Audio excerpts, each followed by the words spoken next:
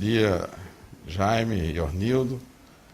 Agradeço a oportunidade de estar aqui com vocês nessa manhã e quero dizer da minha alegria, da minha satisfação de participar dessa entrevista, de poder, ainda que modestamente, dar uma contribuição ao acervo do nosso Museu da Imagem do Som, que vocês vêm ajudando a construir com muita dedicação e muita competência.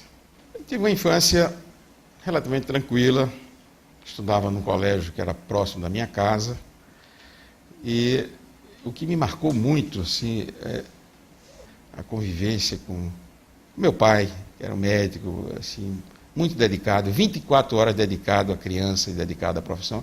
Isso é um fato que também me marcou muito e que certamente contribuiu para a minha opção pela pediatria. Na verdade, isso tem muito a ver com o DNA.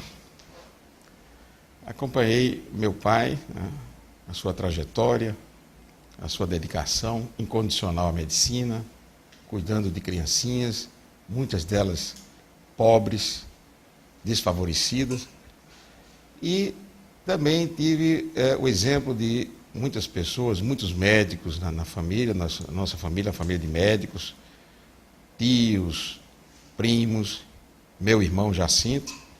Enfim, esses fatores, o fator genético, né, e a influência do meio, a epigenética, certamente tiveram uma influência na minha opção pela medicina e, sobretudo, pela pediatria, que foi a especialidade que meu pai abraçou. Bom, nós iniciamos os estudos, ainda criança, no Externato Diocesano de São José, que depois se tornou o Colégio Pio XII. Ingressei no ginásio em 1960, concluí o ginásio em 1963. E o colegial eu fiz no liceu, primeiro e segundo ano colegiais, 64 e 65, e concluí o colegial em 66 no Colégio Universitário da Paraíba. Ingressei na Universidade Federal da Paraíba no vestibular que realizei em 1967 e logrei a primeira classificação. Durante o curso médico, tive a oportunidade de conviver com grandes professores, professor Asdrubal de Oliveira, que era extremamente competente, muito exigente, professor Vitorino Maia, professor Atílio Rota, professor Lauro Vanderlei, de ginecologia, professor João Medeiros, de pediatria e puericultura. Enfim, tive a oportunidade de aprender com esses professores e, sobretudo, seguir o seu exemplo. Exemplo de dedicação à medicina e exemplo de dedicação ao próximo. Concluí o curso médico em 1972 e fui fazer residência médica no Hospital do Servidor do Estado do Rio de Janeiro, nos anos de 73 e 74. Em seguida, fui para Ribeirão Preto realizar mestrado de 75 a 77 e o doutorado de 77 a 79 na Faculdade de Medicina de Ribeirão Preto, da Universidade de São Paulo. Em agosto de 79, retornei a João Pessoa, e àquela altura já era professor da universidade, e como portador do diploma de doutor, eu já realmente obtive uma expressiva ascensão funcional para professor adjunto 3 da disciplina de pediatria e puericultura da Universidade Federal da Paraíba. Pois é, nós fizemos uma boa parte do internato no Hospital Americano em Connecticut, Hartford, o St. Francis Hospital, que realmente foi uma experiência extraordinária para mim. Inclusive um choque muito grande, porque aqui as condições nossas eram difíceis, eram precárias, e de repente nós chegamos assim no hospital de primeiro mundo, hospital avançadíssimo, e isso contribuiu muito para o meu amadurecimento, o meu crescimento pessoal.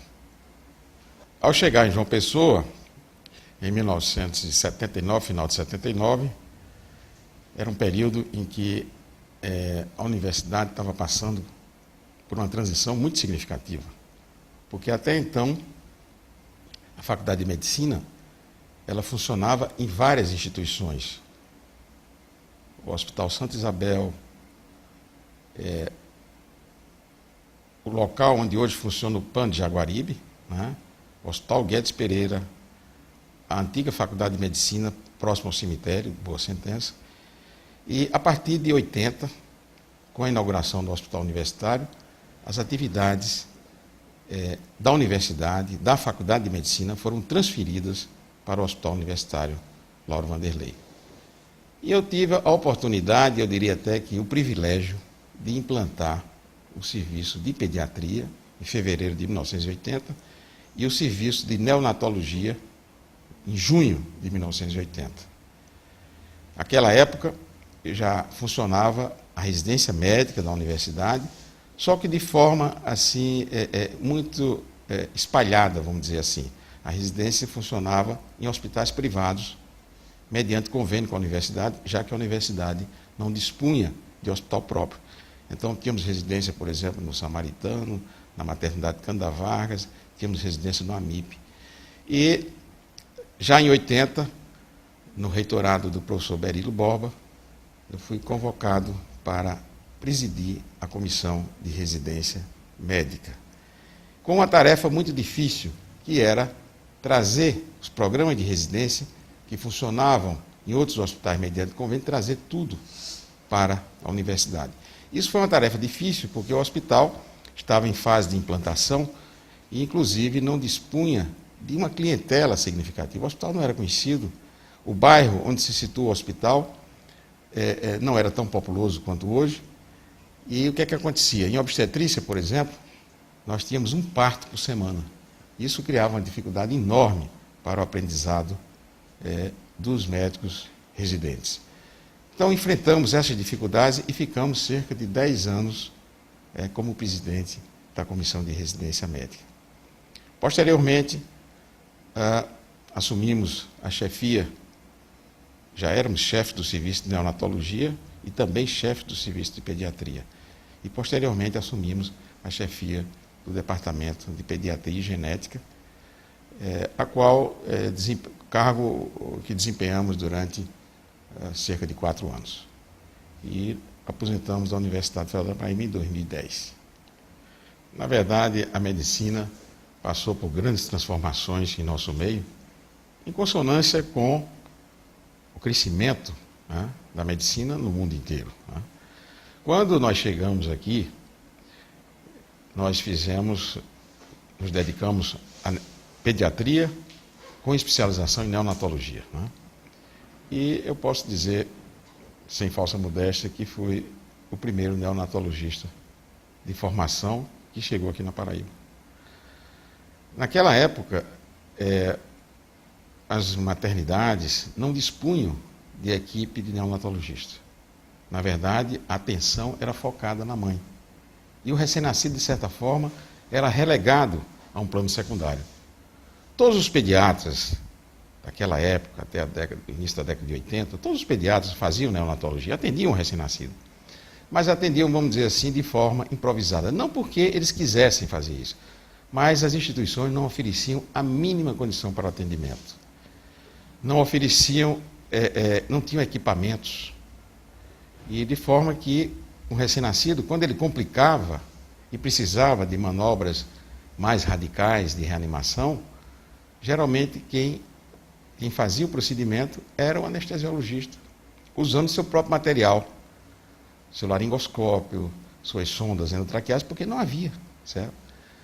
Eu recordo que, quando eu fazia pós-graduação em Ribeirão Preto, e lá, um centro muito avançado, que tinha toda a estrutura, a equipe completa, todo o material para o atendimento ao recém-nascido na sala de parto, eu estava de férias, e quando fui convidado para atender o neto de um professor, com muita honra para mim, o professor Atílio Rota, que ia nascer na principal maternidade de João Pessoa. Quando eu cheguei na maternidade, me dirigi à enfermeira, auxiliar de enfermagem, e perguntei, olha, onde é que está o material para atendimento ao recém-nascido? Então ela me deu uma bandeja de ágata com um campo esterilizado, uma pera de borracha e um estetoscópio. Eu fiquei apavorado, imaginando, se esse menino precisar de uma reanimação, o que é que eu vou fazer? Mas felizmente nasceu bem e tudo correu perfeitamente. A partir daí, quando eu voltei de Ribeirão Preto, eu montei um kit, uma bolsa, com um aspirador portátil, uma caixinha com laringoscópio e as cânulas de intubação. Eu tinha todo o material para atender, para fazê-lo com tranquilidade. As maternidades públicas nem se fala, e as particulares também não tinham, não havia equipe de neonatologista de plantão.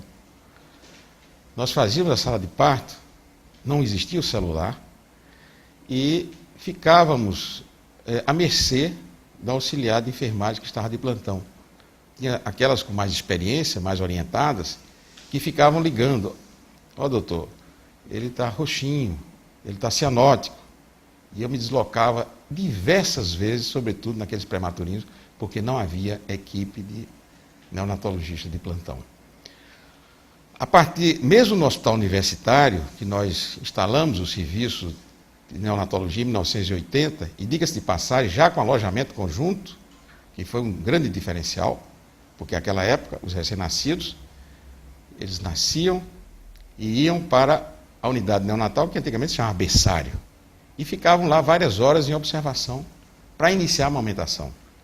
A partir da introdução do alojamento conjunto, que é uma estratégia extremamente importante, que favorece, que reforça os laços psicoafetivos, mãe e filho, inclusive favorecendo a amamentação, nós iniciamos o serviço de neonatologia do HU já com alojamento conjunto. E foi muito fácil, porque é difícil você mudar o paradigma. Você chega numa maternidade de grande porte, onde já existe aquela rotina, a criança nasce, o recém-nascido vai para a unidade neonatal para ficar em observação, e de repente você muda, essa mudança de paradigma, é difícil você conseguir. Mas o HU, como estava sendo implantado naquele momento, foi fácil.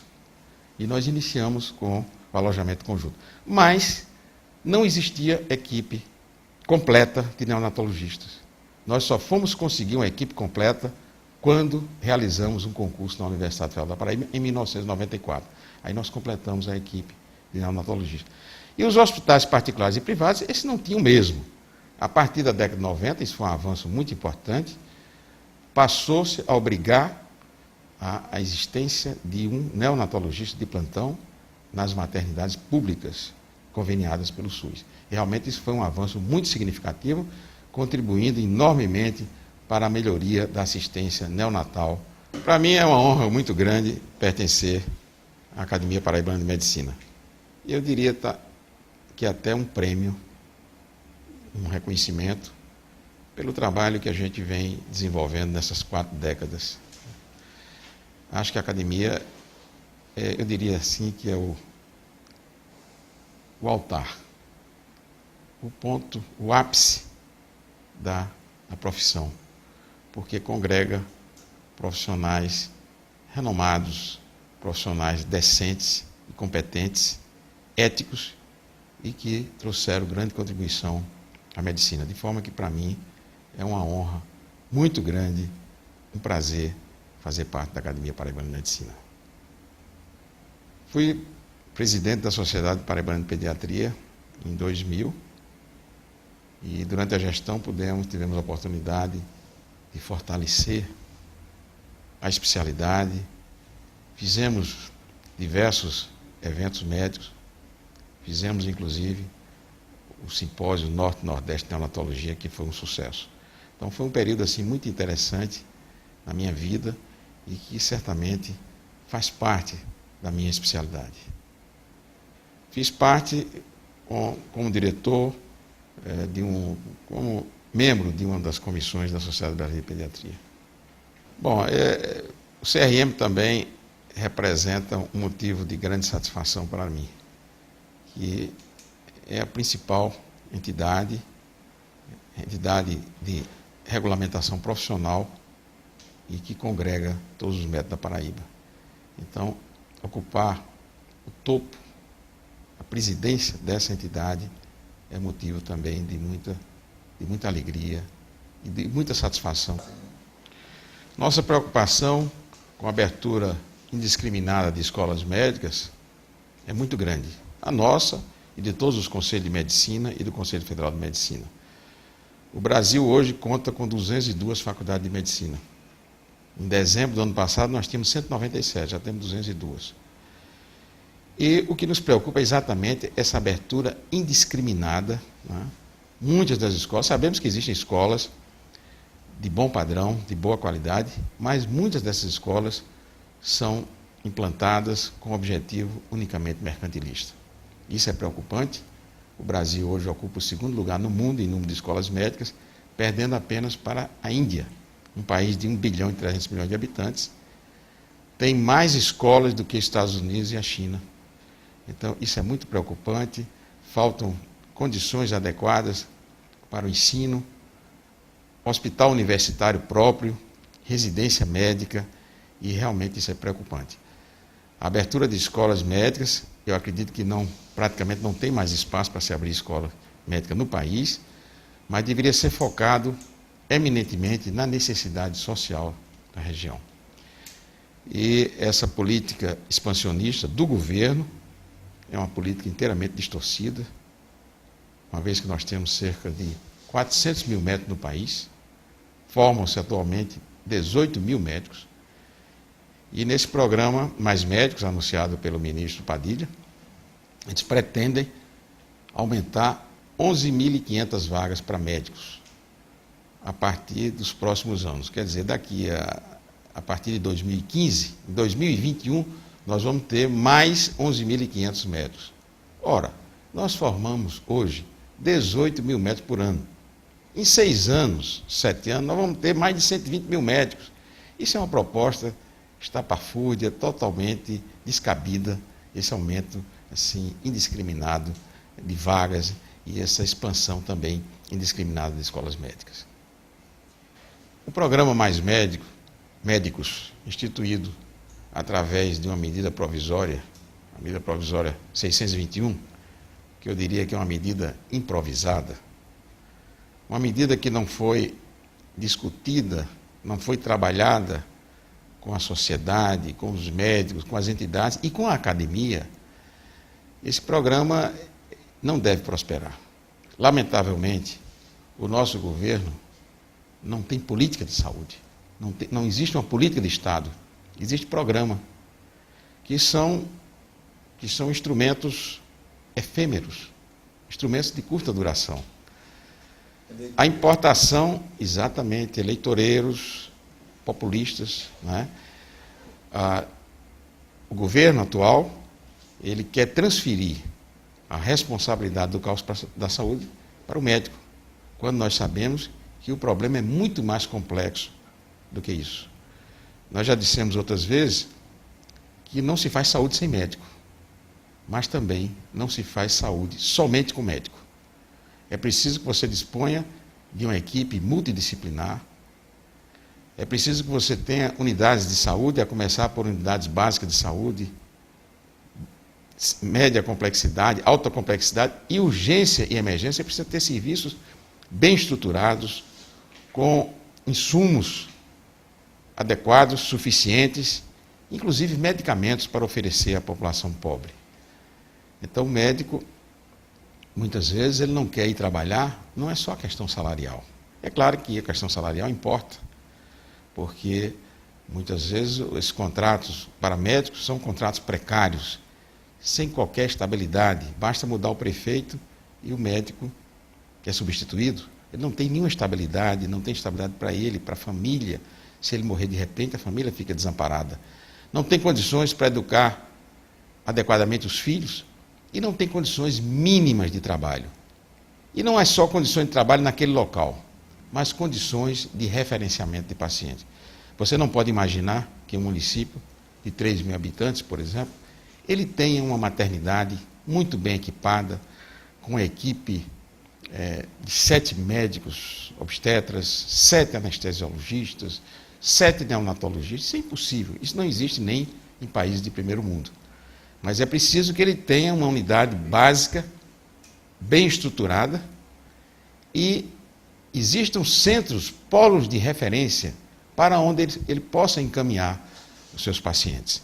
Então, o governo precisa ter uma política de saúde adequada para que possa contribuir para a interiorização do médico.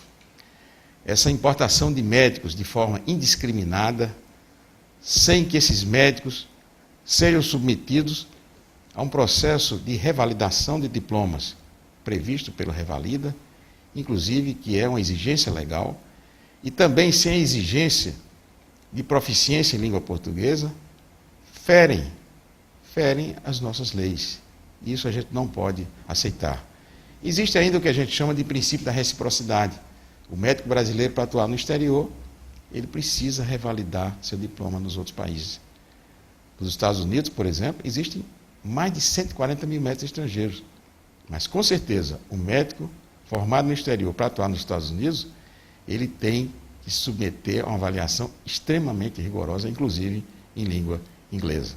Então, é distorcida, é improvisada, é populista, é ditatorial essa medida adotada pelo governo, e o Conselho Regional de Medicina da Paraíba, assim como os demais conselhos e o Conselho Federal, se posicionam veementemente contra essa decisão do governo.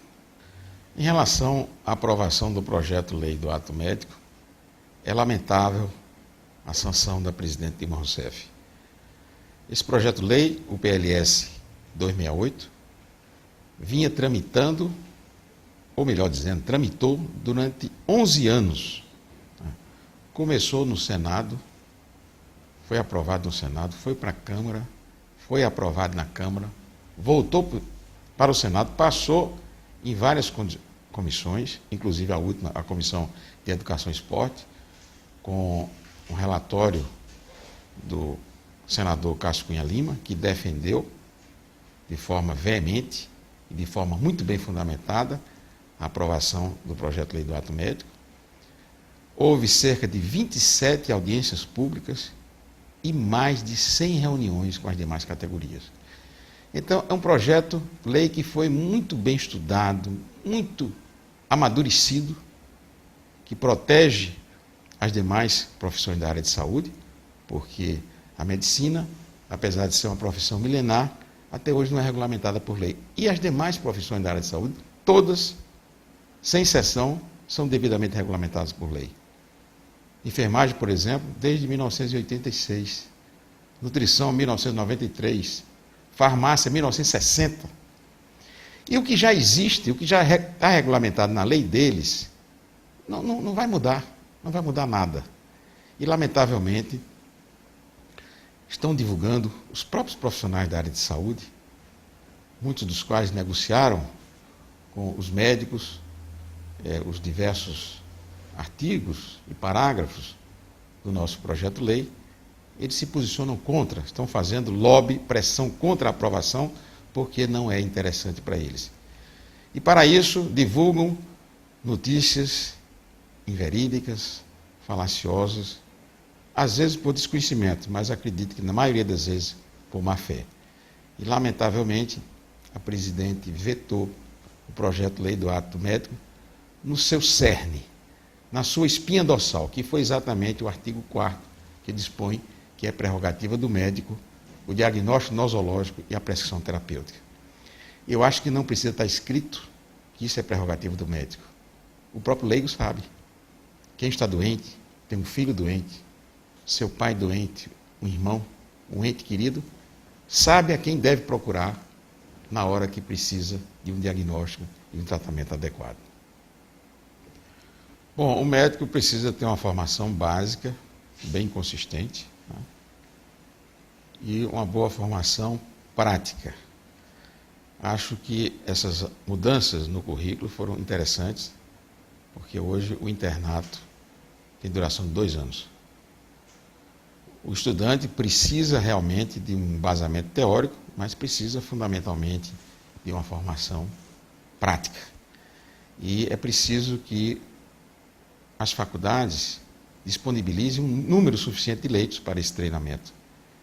Seria, por exemplo, cerca de 1 leito, ou melhor, 5 leitos para cada estudante.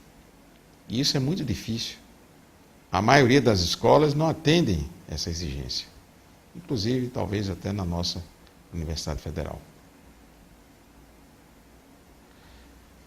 Nesse contexto, além da formação básica do médico, anatomia, histologia, fisiologia, bioquímica e das cadeiras clínicas, entendo que o médico também deve ter uma boa formação em humanidades, antropologia, sociologia. Eu acho que o médico ele tem que ter uma visão mais ampla do paciente. O médico tem que ver o paciente no contexto holístico, no contexto de suas necessidades biopsicossociais e eu até diria espirituais. Então, nós precisamos formar esse médico com visão global, para depois se pensar na especialização desse médico. O Conselho Federal de Medicina e os regionais, eles cresceram muito em termos da sua missão. Tradicionalmente, o papel do Conselho, quando ele foi criado pela Lei 3268 em 1957, o papel do Conselho é regulamentar a profissão. Um papel cartorial, um papel de fiscalização e um papel judicante. Essas são as três principais missões do Conselho de Medicina. Hoje, os conselhos ampliaram muito o leque. Os conselhos, irmanados com as demais entidades médicas, associação médica, sindicato, academia, o conselho luta pela dignidade profissional. Nós estamos lutando por melhores condições de trabalho para o médico, remuneração adequada para o médico. Estamos preocupados com a qualificação profissional, tanto assim que nesses últimos 10 anos o Conselho vem desenvolvendo o programa de educação médica continuada. Aqui na Paraíba nós temos na área de pediatria, obstetrícia e ginecologia, clínica médica, urgências e emergências no recém-nascido, na criança e no adulto. Então nós ampliamos bastante o leque no contexto desse programa de educação médica continuada. Então, nós temos no nosso conselho, nós temos um fundo editorial e, graças a esse fundo, temos publicado vários livros muito interessantes, livros não só técnicos na área médica, mas livros relacionados com história da medicina, livros até de poesia. Isso é uma orientação muito interessante. O Conselho Federal de Medicina, por exemplo, criou uma comissão de humanidades e anualmente está realizando um congresso brasileiro de humanidades médicas, com a participação de grandes figuras, de membros da Academia Nacional de Medicina, e o que retrata realmente essa preocupação em ampliar a atuação do Conselho de Medicina nessa área cultural.